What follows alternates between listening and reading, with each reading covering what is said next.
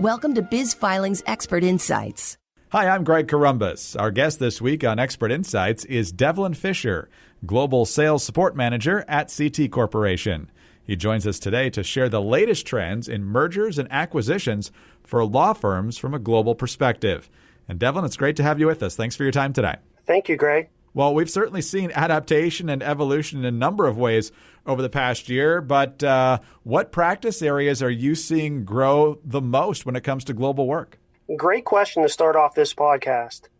And the answer to is a bit of industry and overall economic insight, but it's also a bit of common sense.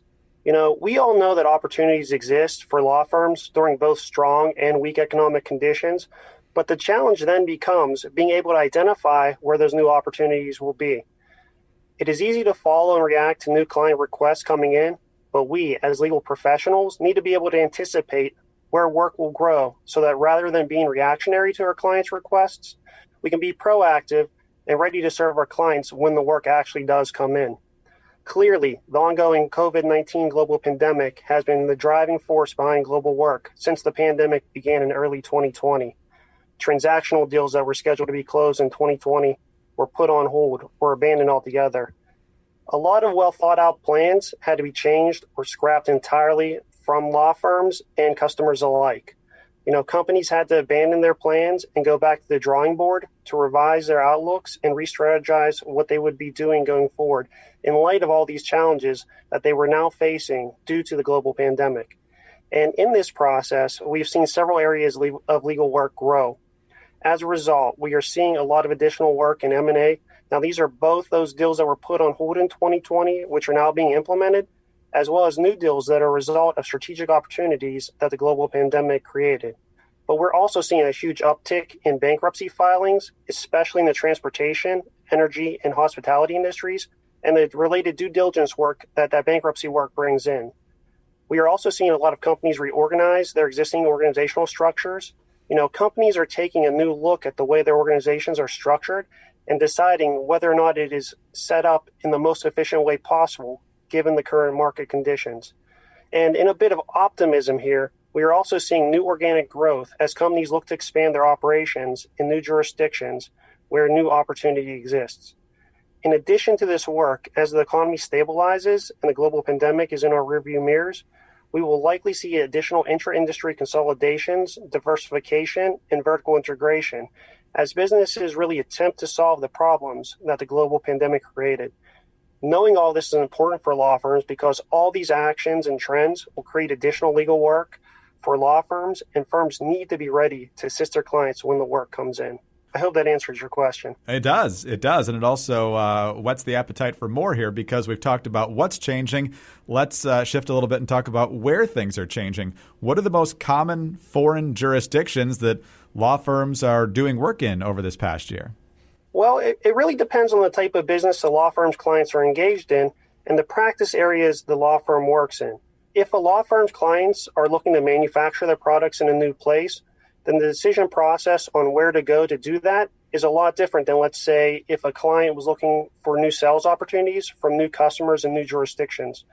But on the whole, if a law firm's clients tend to be existing global organizations, we are seeing them seek to reorganize their existing global operations and organizations. And as a result, we are seeing a lot of work in those traditionally global jurisdictions for U.S.-based companies like Canada, like Mexico, like the United Kingdom, where they are taking their existing organizational structures and changing them, changing both the types of entities they utilize in those jurisdictions, as well as inter-organizational ownership structures for specific strategic benefits. Now, on the other hand, for those law firms whose clients tend to be newer organizations that have never done anything global in the past, we are seeing a lot of law firms advising their clients on the best way to enter these new jurisdictions, given what their anticipated business activities will be. These clients tend to have a desire to go to new jurisdictions, but really don't know how best to do that. You know, every day I get requests from law firm customers asking me how best to enter new places like China, like India, South America, and other developing economies. And I really provide that support to guide them in doing just that. So it really depends, and I am never surprised when a new request for a project comes in that has a global component in some uncommon jurisdiction somewhere. So pursuing new opportunities is exciting, but there's also the flip side of that, and that's the problems that can arise. So what problems do you see firms running into as they start working more in these foreign jurisdictions? Well, naturally, each law firm that we work with has its own unique set of organizational strengths and weaknesses. And I believe that these strengths and weaknesses are only magnified when a law firm does global work.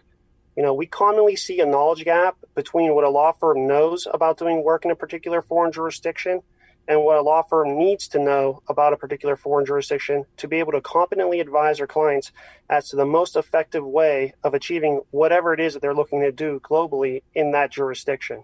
And a lot of the work that I do with law firms is simply consulting them on the global work that they are doing and being that kind of gap filler, so to speak, so they can be confident when advising their clients on their global work. In my role, I am an additional resource to our law firm customers whenever they have a global component to the work that they do.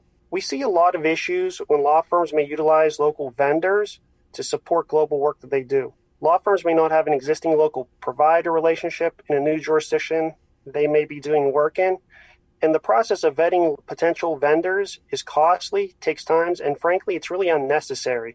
You don't know how long this vendor has been doing business. You might not have a referral to a local vendor, and you have no way of gauging how competent this vendor is before you actually engage them to do work. You have also got to understand that a lot of the time, there really is no incentive on the part of a local vendor assisting a law firm when the work is perhaps a one-off project or not expected to last very long. So law firms tend to struggle with obtaining local support in foreign jurisdictions when they're only doing a little bit of work in those places, and this is where CT can help. We have a global network of local legal professionals who help support the global work we do, and we can demand from our partners the highest level of service as we work in volume. A single law firm, for instance, may only have a small component of a project located in perhaps China, whereas we have numerous customers doing work in China every day. So it's really this volume of work that allows us to provide the highest level of service possible to our law firm customers. Devlin, which foreign jurisdictions are seeing the biggest increases in work? As law firm clients seek to reorganize their global organizations to solve the problems and issues that arose during the global pandemic, or in the alternative, we're always there, but just not as visible on the surface, we are seeing law firms assist their clients with formation projects in places like the British Virgin Islands, BVI, the Cayman Islands, the Cook Islands, and other places. When it comes to reorganization projects, we are seeing new work in nearly every jurisdiction across the globe. But just from my recent experience, we are seeing a lot of new work in places like China, India, Brazil, and other emerging economies. So which type of clients or companies are going global? Greg, that's a really good question. It really is all types of companies, and I wouldn't limit my answer to a particular archetype company or a template type of organization. The internet and e-commerce has really flattened the world, which I might admit is an often overused phrase, but it really is true. And almost any business has the potential to find new opportunities, new customers, new suppliers, etc., in places all over the world. We are seeing all kinds of industries and companies going global. Everything from product manufacturers to service companies to technology-based companies to medical supply companies, think masks, right? All looking for new customer or supplier opportunities around the world. As a result, companies are always looking to expand on what they are doing geographically. And I think when we look back at the global pandemic and how it changed and shaped how businesses do work globally, we are really going to say that the pandemic was a significant factor in the growth of global business in the long run. Devlin, we're still dealing with the pandemic. It's been a year. So how is COVID-19 impacting the effort to build a global practice for law firms? The global pandemic has completely transformed how business is done, and more importantly, from my perspective at least, how those governmental authorities that are tasked with regulating companies operate. We continue to see both temporary and permanent regulatory changes get implemented in almost every jurisdiction in the world to help combat the global pandemic. Additionally, ongoing jurisdictional lockdowns continue to impact turnaround times as customers do global work. Requests that used to take 24 to 48 hours to fulfill are now taking weeks as governmental offices are closed or working under limited circumstances. It is extremely difficult to track these ongoing changes as they themselves change in almost every jurisdiction around the world, but it's really understanding the way these laws and regulations will impact your clients. That will be the one thing that will set your law firm apart from others. We at CT track these jurisdictional changes, and our law firm customers lean on us to help guide them as they run into these issues globally. Well, the number of things you need to keep track of in your own country, much less all the different jurisdictions you could be dealing in overseas, is immense. So having someone staying on top of that is a huge asset. So like you just said, there's a lot of things that law firms need to keep in mind when operating in other countries. But if you could put something at the top of that list, what's the most important thing to remember? There really are a lot of things to remember when doing global work. But I believe the most important thing to remember is that each foreign jurisdiction you may be working in is different. There are no two jurisdictions in the world that are completely alike. And we tend to lose sight of that at times. We do a lot of work in a lot of different places, and we almost feel like that same template of how work was done in, let's say, China would be similar to how work is done in a place like, let's say, Japan, but that's not the case at all. Each jurisdiction is its own sovereign and has the power to implement its own set of business laws and regulations, and they've created legal systems that are unique to them. As a quick example, there are many jurisdictions around the world that have an available entity type known as an LLC, a limited liability company, as I'm sure most people listening here today are familiar with. But we need to remember that a Delaware LLC is a lot different than, let's say, a Chinese LLC or a Cayman Islands LLC. Each jurisdiction's LLC has its own distinct characteristics that makes it unique to working in that jurisdiction. Even so, we still see a lot of the same themes across multiple jurisdictions. The Commonwealth countries have similar legal systems. The civil law jurisdictions have similar legal systems. The CIS countries, that is the Commonwealth of Independent States, these are a block of former Soviet socialist republics that are located mainly in Central Asia. They have similar legal systems. And really, to a certain extent, many Southeastern Asian jurisdictions have similar legal systems. So you can take the knowledge you have about doing work in one of these jurisdictions and use it as a baseline to do work in a new jurisdiction, but do not automatically assume things will be exactly the same in that new place, because in many cases, they won't be. So I think the most important thing to remember about doing global work is that every place is unique, and it's a learning experience every time you do new work in a new jurisdiction. Well, as long as we're talking about trends, Devlin, let's talk about one that seems to be having an impact right now, and that's the SPAC. First of all, what is it, and what role has it been playing in recent activity when it comes to mergers and acquisitions? SPACs really are one of the hottest trends of 2020 and now 2021 M&A work overall.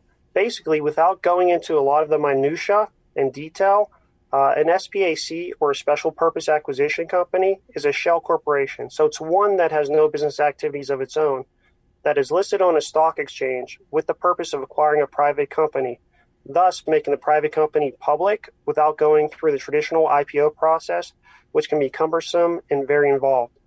Law firms may form an SPAC for their client, so their client can use that entity to pool investors' money as part of a strategic acquisition.